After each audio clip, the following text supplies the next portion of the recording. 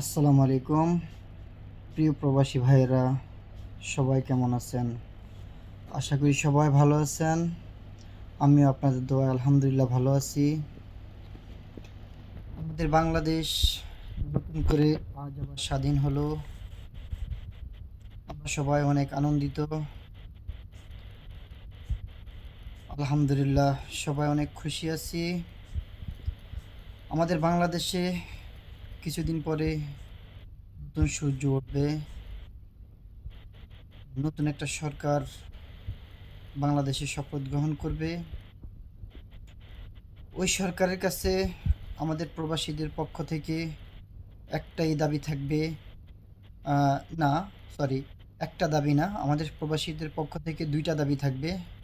দুইটা দাবির মধ্যে প্রথম যে দাবিটা থাকবে সেই দাবিটা হলো আমাদের প্রবাসে যে দেশে আছেন সে দেশে বাংলাদেশ কনসুলেট আছে।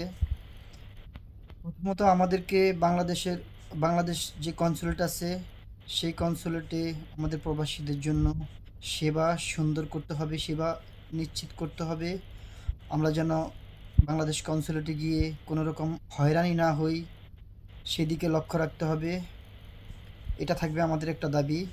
আমাদের আরেকটা দাবি থাকবে, সেটা হলো প্রবাসীরা যখন প্রবাস থেকে বাংলাদেশ এয়ারপোর্টে যায়, সেখানে ব্যাগেজ নিয়ে, এটা নিয়ে সেটা নিয়ে অনেক রকম হয়রানির শিকার হয়।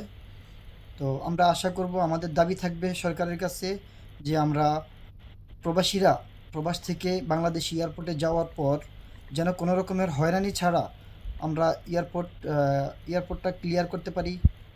এয়ারপোর্টটা এয়ারপোর্টের কাজ শেষ করে আমরা যেন বাহিরে যেতে পারি, সেদিকে সুদৃষ্টি দিবে।